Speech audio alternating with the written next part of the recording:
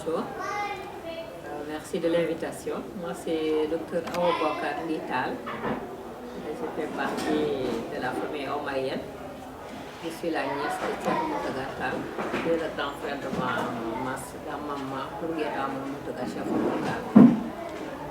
Donc, nous préparons la Ziara avec cette année-ci un thème d'actualité qui est la crise des valeurs et des déviances sociales. Quels remèdes utiliser, tels que par exemple la lecture du Coran ou l'exemple de la vie et de l'œuvre de Thierno Seydou Nourou Tall. Parce que cette année, c'est une date marquante, c'est l'année de la 40e édition de la Ziara. Donc, et ce thème-là, c'est un thème d'actualité, parce que je crois que ici ou ailleurs, les gens se plaignent effectivement partout. Parce que moi, je viens du Canada, mais de la même façon que les gens se plaignent ici de la crise des valeurs, de cette même façon, les gens s'en plaignent, que ce soit en Europe, que ce soit en Amérique, que ce soit en Afrique, que ce soit chez nous ici au Sénégal ou dans les autres pays d'Afrique. D'où la nécessité de voir comment solutionner ça, quels sont les remèdes à cette perte de valeur-là, à ces déficiences sociales-là auxquelles on assiste et qui amènent la rupture du social, la violence, l'absence de paix, etc., etc. Je pense que si nous nous référons à la religion musulmane, dont justement le concept clé, c'est salam, c'est-à-dire la paix. Quand deux musulmans se rencontrent ou quand un musulman vient quelque part, il sent qu'il y a toujours de la paix. Et la paix, c'est quelque chose d'essentiel parce que c'est seulement, d'ailleurs, que ce soit dans les temps passés ou dans le temps moderne, on dit que sans paix, il n'y a pas de développement.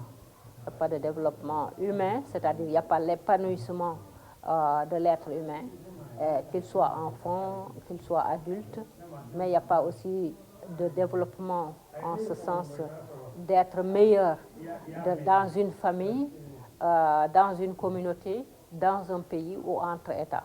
Donc la paix est un élément fondamental du développement, d'où on doit toujours cultiver cette paix-là.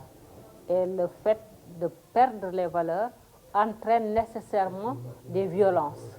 Et c'est ce à quoi on assiste aujourd'hui, un peu partout, qu'on appelle le terrorisme, qu'il soit national, c'est-à-dire à l'intérieur des pays, ou qu'il soit international, c'est-à-dire entre les États.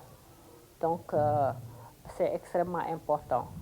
Et comment s'inspirer, par exemple, de la vie de l'œuvre de Thierno Seydou Nourou Tall, c'est que Thierno Seydou Nourou Tall a été toujours un rassembleur. Il a toujours été un rassembleur. Comme par exemple, on parle aujourd'hui beaucoup du vivre ensemble en harmonie. Mais lui, déjà, il avait instauré, par exemple, le dialogue interculturel et interreligieux. Il avait noué des liens très solides, par exemple, avec le christianisme. Par exemple, quand il y avait des choses dans l'Église catholique, il envoyait toujours un délégué. Et ça, il cultivait des liens d'humanité, des liens d'amitié entre la communauté musulmane qui est majoritaire et la communauté chrétienne qui est minoritaire. Parce que dans un pays, la majorité, on ne doit pas permettre à la majorité d'écraser la minorité. Il savait que cette minorité religieuse-là avait des droits et que la meilleure façon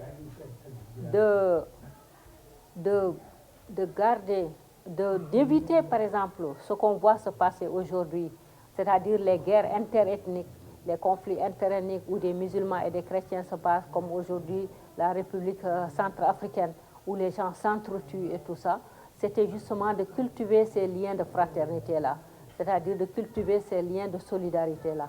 Donc, il a très tôt parlé de ce qui est devenu aujourd'hui presque une mode, le dialogue interculturel, le dialogue interreligieux, etc., etc.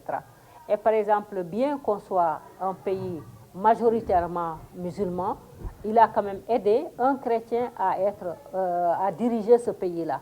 Parce que quand il s'agissait d'appuyer justement Léopold Sédar Senghor pour qu'il devienne président, les gens leur disent comment se peut-il que vous choisissez, que vous appuyez Senghor au lieu de Lamine Gueye.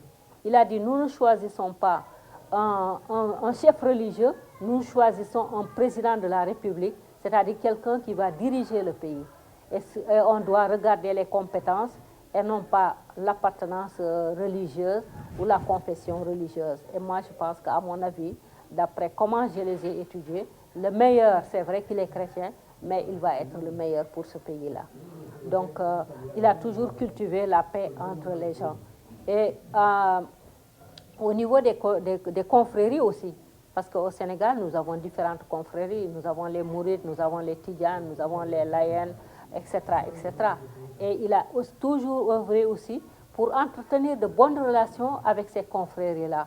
Il se levait, allait les saluer. Quand il savait qu'il y a un événement dans ces familles-là, qu'elles soient chrétiennes, qu'elles soient musulmanes, il a envoyé toujours quelqu'un, que ce soit des événements heureux ou des événements malheureux. Donc, c'est quelqu'un qui a cultivé la paix. Et aujourd'hui, nous, au Sénégal, on a cette paix-là, mais peut-être qu'on n'estime pas la valeur, parce que pour savoir la valeur de quelque chose, il faut la perdre. On peut demander aux Ivoiriens, il y a pourtant un pays très développé, mais avec la guerre, combien ça les a affectés. On peut demander aujourd'hui à nos parents maliens, qui sont envahis aujourd'hui par des terroristes qui détruisent cette société-là, alors que des sociétés qui ont toujours vécu en harmonie, telles qu'entre les Peuls et les Dogons, aujourd'hui, on prétend qu'il y a des guerres, mais c'est des gens qui entrent. Donc, le Thierno Seydou Nourou Tall est un rassembleur, un homme de paix qui a cultivé la paix. Et je crois que c'est un des modèles aussi, une dimension dont on doit s'inspirer de lui pour quand même avoir le développement.